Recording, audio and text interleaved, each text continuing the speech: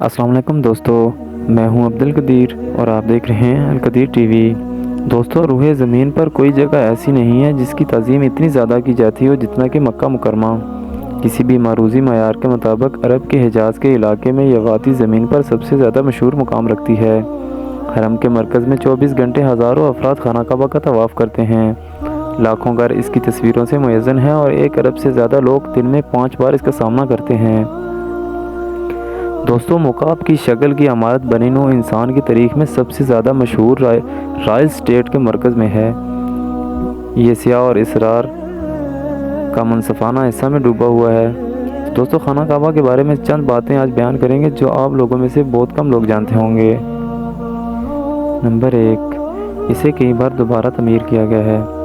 دوستو، آج ہم جو خانہ کعبہ دیکھ رہے ہیں وہ بالکل وہی خانہ کعبہ نہیں ہے جسے انبیاء ابراہیم علیہ السلام اور اسماعیل علیہ السلام نے تعمیر کیا تھا۔ وقتاً فوقتاً اسے قدرتی اور انسانی ساختہ آفات کے بعد دوبارہ تعمیر کرنے کی ضرورت پڑی ہے۔ یقیناً ہم سب کو ان اہم تعمیر و نو کا علم ہے جو نبی صلی اللہ علیہ وسلم کی زندگی بھی نبی بننے سے پہلے ہوئی تھی۔ یہ وہ موقع ہے جب نبی صلی اللہ علیہ وسلم نے اپنی فوری سوچ کے ذریعے بڑے خونریزی کو روکا کہ حجر اسود کو ایک کپڑے کے ذریعے کیسے رکھا جائے جسے ہر قبیلہ اٹھا سکے۔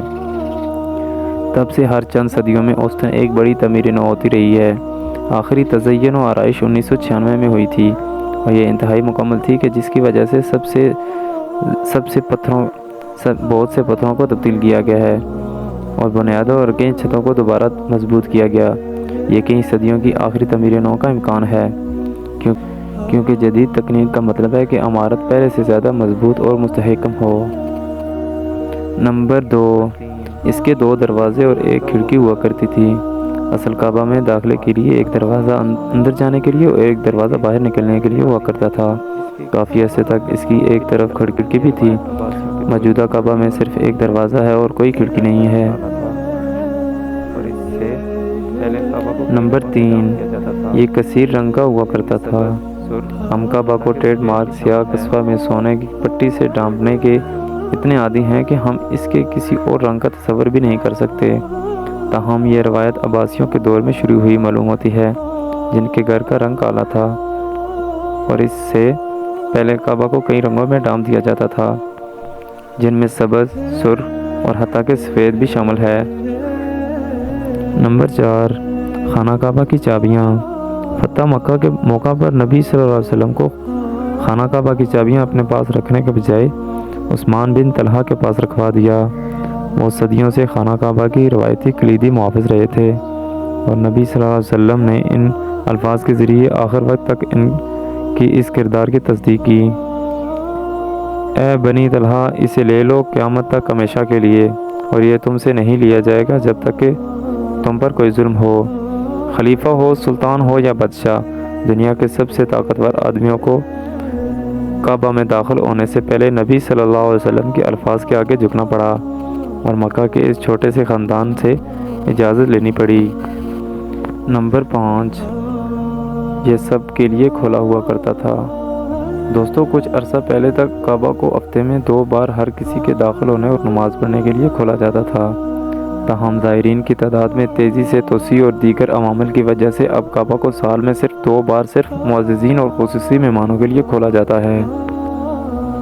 دوستو، نمبر 6، خانہ کعبہ میں سیلاب کا آنا۔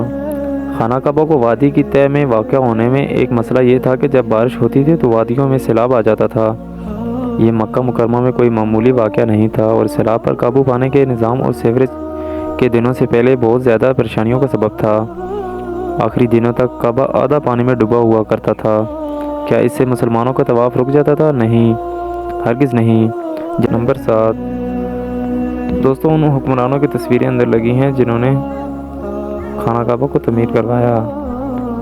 کئی سالوں سے بہت سے لوگ حیران ہیں کہ کعبہ کے اندر کیسا لگتا ہے۔ ان لوگوں کی طرف سے سیکنڈ یا تھرڈ ہینڈ اکاؤنٹس پر انحصار کرنا جو کافی خوش قسمت تھے، داخل ہونا کافی اطمینان بخش نہیں تھا۔ پھر ایک شخص اپنا فون اور کیمرہ لے کے اندر گیا جو لاکھوں لوگوں نے ہلنے والی فوٹیج آن لائن دیکھی۔ خانہ کعبہ کا اندرونی حصہ اب سنگ مرمر اور اوپری دیواروں کو ڈھکنے والے سبز کپڑے سے لیس ہے۔ دیواروں میں تختیاں لگائی گئی ہیں جن میں سے ہر ایک دن کے حکمران کے ذریعے اللہ کے گھر کی جدید و تعمیر و نو کی یاد ہے۔ نمبر 8، 2 کعبے ہیں۔ آسمان میں کعبہ کے بالکل اوپر ایک عین مطابق نقل ہے۔ اس کعبہ کا تذکرہ قرآن مجید میں اور نبی صلی اللہ علیہ وسلم نے کیا۔ رسول اللہ صلی اللہ علیہ وسلم نے اسراء المعراج کے سفر پر جاتے ہوئے فرمایا، پھر مجھے بیت المعمور دکھایا گیا۔ میں نے جبرائیل سے اس کے بارے میں پوچھا تو انہوں نے کہا کہ یہ بیت المعمور ہے، جہاں روزانہ 70,000 فرشتے نماز پڑھتے ہیں، اور جب وہاں سے نکلتے ہیں تو کبھی واپس نہیں آتے، لیکن اس میں روزانہ ایک تازہ کھیپ آتی ہے۔ نمبر 9، حجر اسود ٹوٹ گیا تھا۔ کیا آپ نے کبھی سوچا ہے کہ حجر اسود چاندی کے غلاف میں کیسے آ گیا جو اس کے چاروں طرف ہے؟ بعض لوگ کہتے ہیں کہ اسے بنو امیہ کی فوج میں مکہ کا محاصرہ کرنے پر پتھر پھینکنے سے توڑ دیا تھا، جبکہ یہ عبداللہ ابن زبیر رضی اللہ تعالیٰ عنہ کے قبضے میں تھا۔ تاہم بہت سے لوگ اس بات پر متفق ہیں کہ کرمتین کے لانے والے بحرین کے ایک انتہائی بدعتی اسماعیلی گروہ نے درمیانی عمر میں اسے سب سے زیادہ نقصان پہنچایا تھا، جس نے حج کو توہم پرستی کا عمل قرار دیا تھا۔ انہوں نے ہزاروں حجاج کو قتل کر کے ان کی لاشوں کو زمزم کے کنویں میں ڈال دیا تھا۔ گویا یہ خیانت کافی نہیں تھی کہ یہ شیاطین حجر اسود کو مشرقی عرب اور مغربی عراق میں کوفے لے گئے، جہاں انہوں نے اس کا فدیہ لیا، یہاں تک کہ عباسی خلیفہ نے انہیں واپس کرنے پر مجبور کر دیا۔ جب انہوں نے اسے واپس کیا تو یہ ٹکڑوں میں تھا، اور انہیں ایک ساتھ رکھنے کا واحد طریقہ انہیں چاندی کے سانچے میں بند کرنا تھا۔ کچھ مورخین کا کہنا ہے کہ پتھر کے کچھ لاپتہ ٹکڑے اب بھی ادھر ادھر تیر رہے ہیں۔ نمبر 10، یہ ایک مکعب شکل کا نہیں ہونا چاہیے۔ جی ہاں خواتین و حضرات، دنیا کا سب سے مشہور مکعب دراصل مستطیل کی شکل میں ہوا کرتا تھا۔ کعبہ کا مطلب کبھی بھی مکعب نہیں تھا۔ ایوان کے اصل طول و عرض میں نیم سرکل کا علاقہ شامل تھا، جسے حجر اسود کہا جاتا ہے۔ جب کعبہ کو نبی صلی اللہ علیہ وسلم کی پہلی وحی ملنے سے چند سال پہلے دوبارہ تعمیر کیا گیا تو قریش نے دوبارہ تعمیر مکمل کرنے کے لیے صرف خالص ذرائع سے حاصل ہونے والی آمدنی کو استعمال کرنے پر اتفاق کیا۔ اس کا مطلب یہ تھا کہ جوئے، لوٹ مار، عصمت فروشی، سود وغیرہ سے کوئی رقم نہیں تھی۔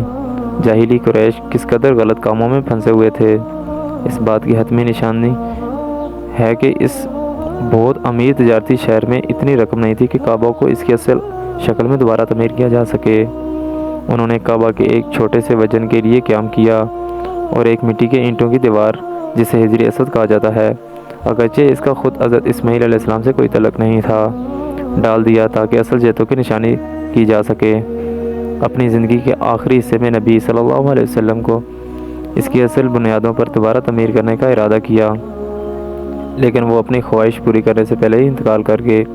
خلیفہ عبداللہ ابن زبیر رضی اللہ تعالیٰ عنہ کے دور میں چند سالوں کے مختصر وقفے کے بعد خانہ کعبہ کو وہی شکل ہے جسے نبی صلی اللہ علیہ وسلم نے دیکھا تھا۔ کعبہ کی تاریخ صرف ہمارے ماضی کی ایک دلچسپ کہانی نہیں ہے، کعبہ ایک حقیقی اور موجودہ علامت ہے جو تمام مسلمانوں کو ایک دوسرے سے جوڑتی ہے، جہاں بھی وہ ہوں۔ یہ ہمیں ہمارے شاندار اور غیر شاندار ماضی سے بھی جوڑتا ہے، تاکہ ہم سبق حاصل کر سکیں اور محسوس کر سکیں کہ ایک